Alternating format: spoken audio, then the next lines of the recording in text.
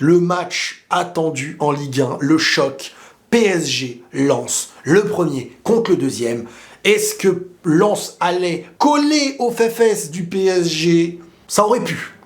Ça aurait pu, parce que quand tu vois les 15-20 premières minutes, je suis désolé, la dernière fois que j'ai vu Paris ne pas offrir une confrontation directe et beaucoup reculer, ce qui est pour moi, quand tu t'appelles Paris un aveu de défaite à 11 contre 11 au début, quand tu vois le début de Paris, je me dis qu'ils sont bien partis pour peut-être perdre le match. Après, en se basant que sur le début, on peut pas savoir. Mais le début, tu vois un PSG qui recule chez eux et qui, tu sens qu'ils ont un seul moyen de s'en sortir au départ. Ça va se jouer sur les individualités. Parce que le milieu est très pauvre, je vais pas vous mentir. Bref. Et tu sens que voilà, ça va jouer sur les ailiers, les dédoublements de Hakimi, Nuno Mendes et Messi, Mbappé. Khlas, comme on dit. C'est tout. Tu sens que c'est tout. Et après, défendez bien, bloc, machin. Il se passe qu'il y a un carton rouge mérité pour Lens. Et c'est dommage. Parce que ça gâche le match et la confrontation d'un duel et d'un choc de fin de saison pour essayer d'aller pousser, ce qui aurait enjolivé peut-être même les autres prochains matchs et tout. Bref, le match était mort. Paris, supériorité numérique. Et là, les individualités se mettent encore plus en place. Donc, le 10 contre 11, c'est la faute de Lens, un carton rouge mérité. Mais ça gâche tout pour le spectateur et l'analyse qu'on a envie de faire d'un match, comme celui-ci surtout, qui était attendu et tout. Après, t'as Messi, t'as Mbappé, ça régale. Messi buteur, Mbappé buteur en plus vraiment dans un rôle de pivot, quoi. Il a joué son match Mbappé, je trouve, dans la majorité des actions offensives qui étaient dangereuses et qui mènent au but, que ce soit pour Messi ou que ce soit sur son but lui-même. C'était un genre de Giroud, quoi, dans cette remise, machin, truc, avec la capacité de pouvoir prendre de vitesse et tout.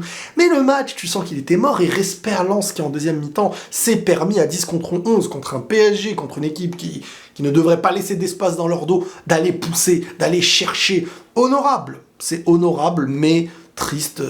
Et le PSG a su totalement maîtriser ce qu'il fallait maîtriser, globalement. Avec au début du match aussi des arrêts.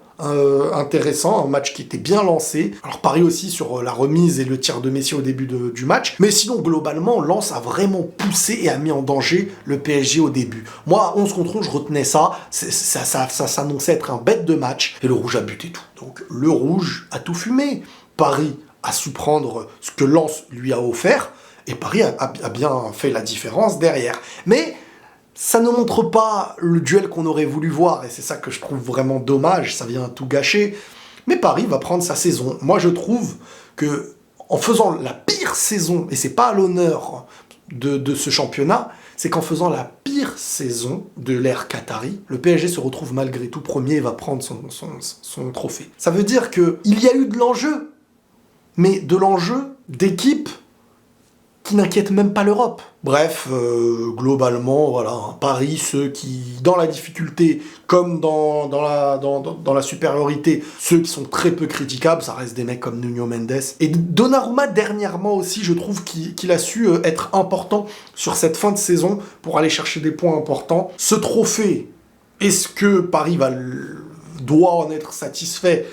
C'est ça qui est dur avec Paris, c'est que malgré leur pire saison, ils vont gagner ce trophée. Donc en soi, ils mettent à leur palmarès quelque chose en plus, et faut pas le sous-estimer. Et est-ce que la saison doit te satisfaire? Et c'est peut-être l'une des seules équipes avec qui on se pose la question, normalement ton championnat tu le prends, ne me saoulez pas. Bah là si, tu peux les saouler limite. Parce qu'il y a trop de problèmes, parce qu'il y a une histoire avec le coach, parce que l'équipe a montré son pire visage depuis je ne sais combien de temps. Les voir reculer à 11 contre 11 comme ça, on dirait que c'était le Bayern en face. Il y a plein de choses à dire. Et en même temps, à dire et à ne pas dire, parce qu'ils ont gagné, et ils ont pris ce que l'adversaire leur a donné, et voilà, ils sont pour rien, eux, c'est pas de leur faute. Donc voilà, prenez tous soin de vous les amis, et la paix sur vous.